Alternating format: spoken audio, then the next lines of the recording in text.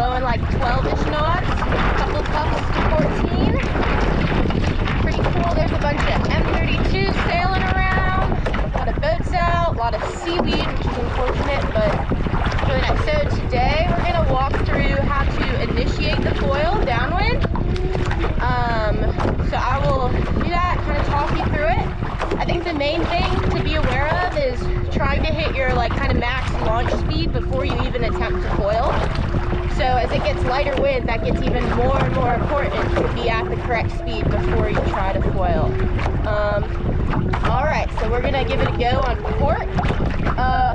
My rudders are at like negative 0.75 on the windward and maybe 0.25 on the leeward.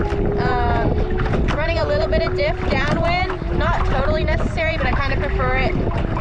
And my boards are just in front of the back screw, so not super lifty, just because I feel like there's enough wind to sustain it pretty nicely. Mast is pretty rotated, probably to the back outboard corner of the boat, and then there's a little bit of cutting on just for the self-impact. Okay, and Traveler is going to be center line for this today. All right, so here we go. Let me tilt you down there a little bit. Okay. Lots of view. We might go north of the bridge here.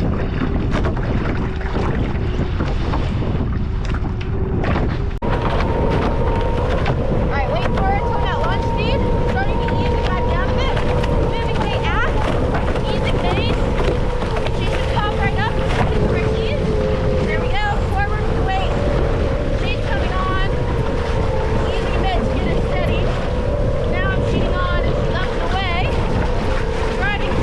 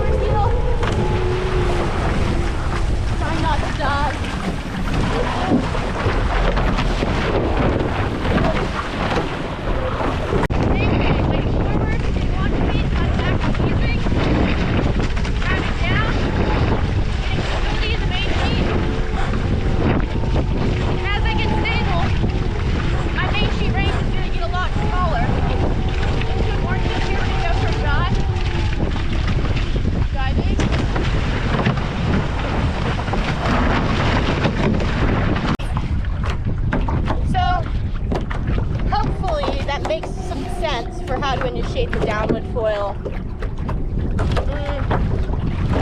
I think sometimes if you're used to sailing with the spinnaker, it can be hard to recognize when you're stalling the sail on the A-Cat just because there's only one main. So the margin for error is a little bit tinier on sail trim because you don't have this big old kite lifting you up like you do on like a macro. So it's really important that you keep the sail working at all times. And especially when you're starting to sail the boat, it's a lot of like looking up while you're sailing. So maybe if you're learning, make it a goal every like 5 or 6 seconds.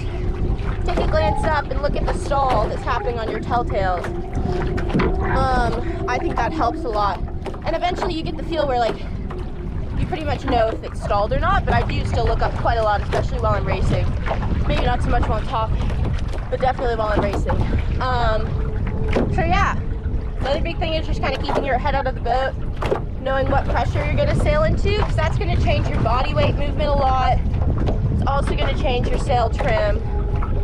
And if it's a dramatic lull that you're sailing into, it could change your foil settings. You know, reach in and pop a bit of lift on if you're sailing in super marginal stuff. So another thing is definitely like body weight movement is key. You know, being forward enough to keep from kind of dragging ass on the boat as you're starting to initiate the foil while you're still in a displacement mode. And then rocking your weight back at the moment that you're like, I want to initiate the foil. And that's probably when your weight will be the most back while you're sailing. So I'm usually back foot strap, shoulders are leaned back, and I'm like weighting my back foot. And then at that point, the boat will pop up, and typically it's going to be a step forward, maybe a kick forward with your front foot, or even just a press like into your front leg. But I do use my legs a ton while I'm sailing, especially in choppier conditions. Like your inner thighs will be like super, super sore at the end of the day. For example, after sailing in Worlds in Houston, that was a lot of leg use. Because the A-Cat's not like a moth or something where the ride height, you know how high the boat is out of the water, or the bow height is adjusted for you. It's kind of all up to you and your body movement and sail trim. So you totally want to be on top of that. But hopefully that was helpful. You know, if you have any questions, I mean, this was obviously like an oversimplification of stuff. There's a lot happening, and there's a lot of different ways to start the foil, but this is kind of like a simplified version of what I'm thinking about when I'm starting to foil, especially when I was first learning to foil the boat. So I hope this helps. Let me know. All right, bye guys. See y'all later.